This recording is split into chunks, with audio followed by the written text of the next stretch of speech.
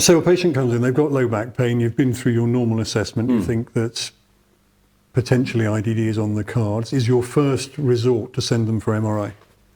Well, you mentioned low back pain. Of course, the radiculopathies may not present with low back pain. It might simply be pain in the legs. They may or may not have low back pain. Yep. But if I'm suspecting, as I said at the beginning, a discogenic cause for their symptoms, that's really my start point. So whether that's discogenic low back pain or whether it's discogenic radiculopathy, that's my entry point as to thinking, right, let's see whether we need to go further with this and assess them. And often the MRI would be the thing to send them for. Correct. The guidelines for IDD say, I think, that the MRI has to be more recent than 9 months. Is that right? Something like that, yeah. Is that, I mean, that's for a lot of patients. If they've got a 12-month-old MRI, I mean, they'll probably be thinking, I don't want to pay for another one, because by and large, they're probably going to have to pay for it unless they want to wait another 12 months. Yeah.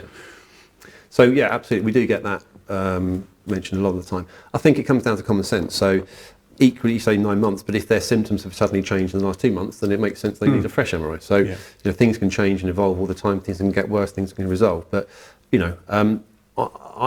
you ask me, if I had a patient who had a 12-month-old MRI, would I be happy to go with that as the analysis, provided their symptoms hadn't changed during that time, and particularly if they'd had a long history of familiar kind of things going on, then potentially yes. I mean, I would probably start by looking at that MRI, and then I'd make a decision as to whether or not that was good enough to go on, or whether they may, in their case, have to have a fresh one. Yeah, you probably know what was going through my mind there. It's as if the manufacturers or the people who sell this machine say MRI's got to be within 9 months, and we do something and it goes wrong, and it has the potential for pain to get worse, doesn't it, just as any treatment does.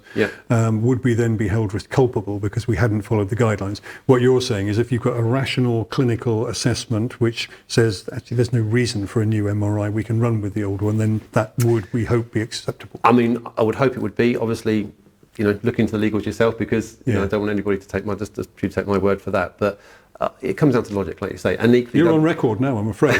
And equally, as I said the other way around, though, don't just take a blanket X number of months, because, like I said, you really have to delve and go into detail and ask people, has the symptoms changed? Because, why is it, if they've had it 9 months ago and it's only now that they're coming to see you, why is it taken 9 months for you to come and see you? Has something happened? Has something got worse recently? Have things changed?